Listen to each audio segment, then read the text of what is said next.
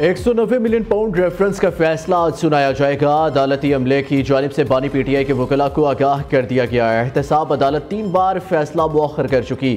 18 दिसंबर 2024 को फैसला महफूज किया गया, फिर 23 दिसंबर और 6 जनवरी की तारीख मुकर्रर की। तीसरी बार 13 जनवरी की तारीख दी थी। 190 मिलियन पाउंड केस की कुल 87 समातें हुई और 3 जजेस भी तब्दील हुए। 8,490 सफ़हात पर मुश्तमिल रेफरेंस मटीरियल, 14 माह पर मुहित तवील और गैर जानिबदार अदालती कार्रवाई, 35 सैनी शाहिदीन के बयानात कलम बंद किए गए।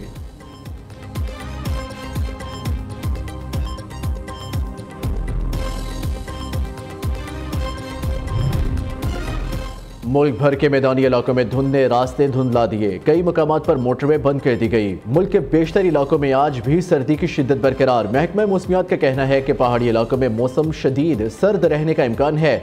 लेह में दर्जा हरारत -12 डिग्री सेंटीग्रेड और स्कर्दू में पारा -10 रहने का इम्कान। कश्मीर और मुल्हिका पहाड़ी इलाकों में चंद मकामात पर हल्की बारिश और बर्फबारी हो सकती है।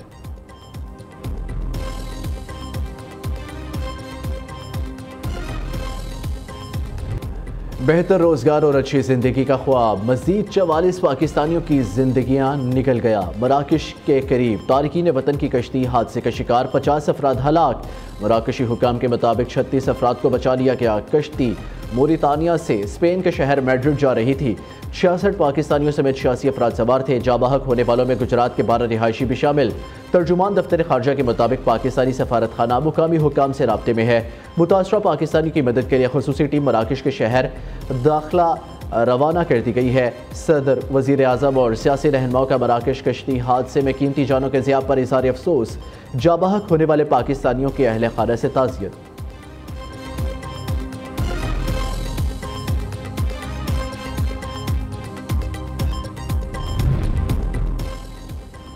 पैसे न मिलने पर स्मगलरों ने कश्ती को समुंदर में खड़ा कर दिया। वाक़ये में बच जाने वाले एक पाकिस्तानी का इंकशाफ अहले खाना को फ़ोन पर बताया। शदीद सर्दी के बायस कुछ लोग बीमार हो गए। इंसानी स्मगलरों ने बीमार अफराद को ज़बरदस्ती समुंदर में फेंक दिया। कुछ लोगों को तशद्दुद करके कत्ल भी किया। कश्ती में सियालकोट, मंडी बहाउद्दीन और दीगर शहरों के अफराद सवार थे।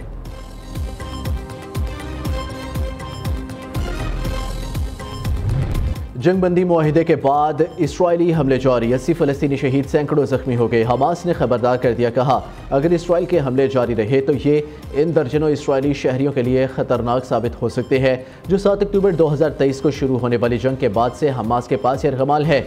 इसराइल ने इस मुकाम पर बमबारी की जहाँ जंगबंदी मुआहिदे के तहत पहले मरहले में रिहा की जाने वाली यरगमाली ख़वातीन में से कुछ मौजूद थी।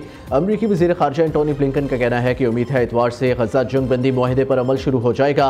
नेतन्याहू और उनकी टीम से मिलकर मामलात हल करने के लिए कोशा है। हमास इसराइल अमन मुआहिदे पर मरहलावार अमल दरामद किया जाएगा। तर्जुमान अमरीकी वज़ारत ख़ारजा की नियो न्यूज़ से ख़ुसूसी गुफ्तगू। जंगबंदी मुआहिदा हो रहा है, तुम बम क्यों बरसा रहे हो? अमरीकी वज़ीर ख़ारजा ब्लिंकन की प्रेस कॉन्फ्रेंस में सहाफ़ी के सवालात। सिक्योरिटी एहलकारों ने सहाफ़ी को घसीट कर बाहर निकाल दिया। गज़ा में मेरे सहाफ़ी दोस्तों के घरों को क्यों तबाह होने दिया गया? आप मीडिया की आज़ादी की बात करते मगर सवालों के जवाब नहीं देते। पीटीआई ने तीसरी मुज़ाकराती बैठक में 3 सफ़हात पर मुश्तमिल चार्टर ऑफ डिमांड पेश कर दिया। 9 मई और 26 नवंबर के वाक़यात पर 2 कमीशन बनाने का मुतालबा। एक कमीशन 9 मई वाक़यात और बानी पीटीआई की गिरफ्तारी की कानूनी हैसियत की तहकीकात करे।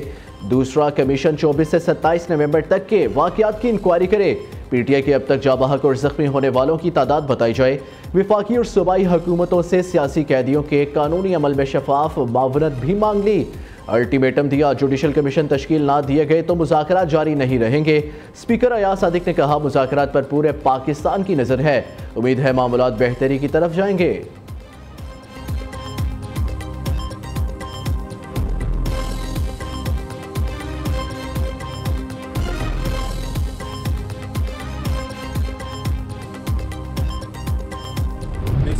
जेल से आ रहा हूँ इस असम्बली के लिए। खान साहब से मेरी मुलाकात हुई है। खान साहब ने मीडिया से बात की है। खान साहब से क्वेश्चन हुए तो खान साहब ने कहा कि यस मेरी मुलाकात उनसे हुई है। देखो मेरी जहाँ भी मुलाकात हुई है, जिस सिलसिले में भी मुलाकात होती है, मैं तब कहता हूँ जब खान साहब की तरफ मेरे पास इंस्ट्रक्शंस होते हैं। मैं जहाँ भी जाता हूँ, जिस तरीके से भी करता हूँ, खान साहब के लिए करता हूँ, खान साहब ही की हिदायत और परमिशन के मुताबिक करता हूँ, उनके जो हिदायत होते हैं उनके मुताबिक। तो खान साहब ही ने उनको कहा है, जर्नलिस्टों से बात करके खान साहब ने कहा कि यस मुलाकात हुई है। खान साहब ने कहा कि ये बहुत खुशाइंद है, बातचीत मुल्क के इस्तेकाम के लिए ज़रूरी है। पीटीआई के इस्टेब्लिशमेंट से बैकडोर राब्ते, बातचीत को सियासी रंग देना अफसोसनाक। सिक्योरिटी ज़राए ने बैरिस्टर गौहर के बयान की तरदीद कर दी। कहा, बैरिस्टर गौहर और अली अमीन गंडापुर से सियासी नहीं, सिक्योरिटी मामलात पर बात हुई। बैरिस्टर गौहर ने सियासी मामलात पर बात करने की कोशिश की, इन्हें सियासतदानों से मुज़ाकरात को मशवरा दिया गया। चेयरमैन पीटीआई बैरिस्टर गौहर ने कहा, आर्मी चीफ से अली अमीन गंडापुर के साथ अलहदगी में मुलाकात में हुई। हमने अपने तमाम मुतालबात जनरल आसिम मुनीर के सामने रखे। दूसरी जानिब से मस्बत पेशरफ्त सामने आई है। वज़ीर आला खैबर पख्तूनख्वा ने कहा, आर्मी चीफ से मुलाकात सिक्योरिटी से मुतालिक हुई।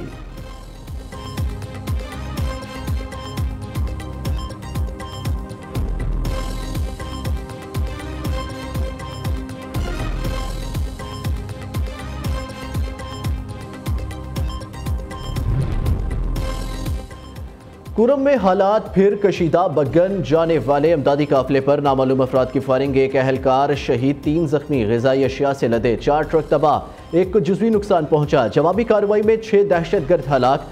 हमले के बाद मुतहारिब कबाइल में भी लड़ाई छिड़ गई। दोनों तरफ से भारी हथियारों का आज़ादाना इस्तेमाल। सिक्योरिटी फोर्सेस की गनशिप, हेलीकॉप्टर से कार्रवाई, शरपसंदों के ठिकानों को निशाना बनाया।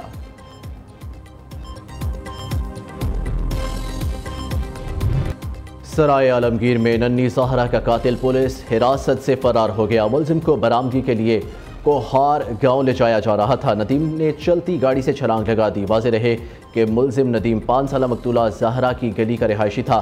बच्ची से ज़्यादती और कत्ल का एतराफ़ किया था। ज़हरा 5 जनवरी को घर से निकली और लापता हुई थी।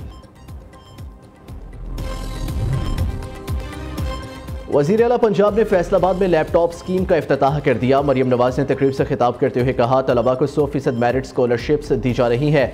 यह पाकिस्तान की तारीख का सबसे बड़ा स्कॉलरशिप प्रोग्राम है। तलबा की तरफ से बेपनाह मोहब्बत का इजहार मेरे लिए एहसास है।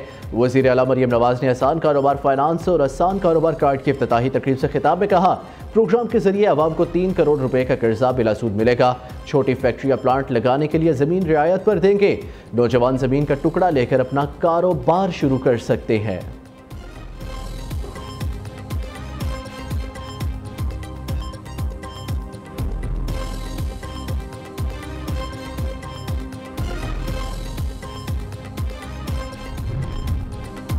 मुल्क भर में इंटरनेट सर्विसेज मुकम्मल बहाल, ब्राउजिंग हमवार है। तर्जुमान PTCL का कहना है कि PTCL ने इजाफी बैंडविड्थ शामिल की ताकि मसले के दौरान खलल कम से कम हो। PTCL ने दावा किया है कि मुख्तलिफ सोशल मीडिया प्लेटफॉर्म्स मुकम्मल तौर पर फाल हैं।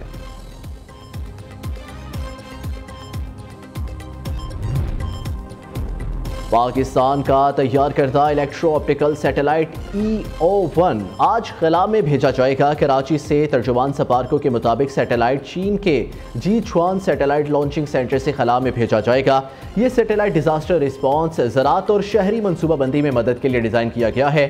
फूड सिक्योरिटी और वाटर मैनेजमेंट की मदद के लिए भी सैटेलाइट इस्तेमाल में लाया जाएगा। सैटेलाइट मुल्क भर में कुदरती वसाइल की निगरानी में इजाफा करेगा। फिल्म स्टार के साथ फिल्मी नहीं हकीकी सीन। भारतीय अदाकार सैफ अली खान घर में डकैती मुज़ाहमत पर शदीद जख्मी। चोर ने चाकू के ताबड़तोड़ हमले किए। सैफ को 6 जख्म आए, 2 काफी गहरे थे। अस्पताल में सर्जरी कर दी गई।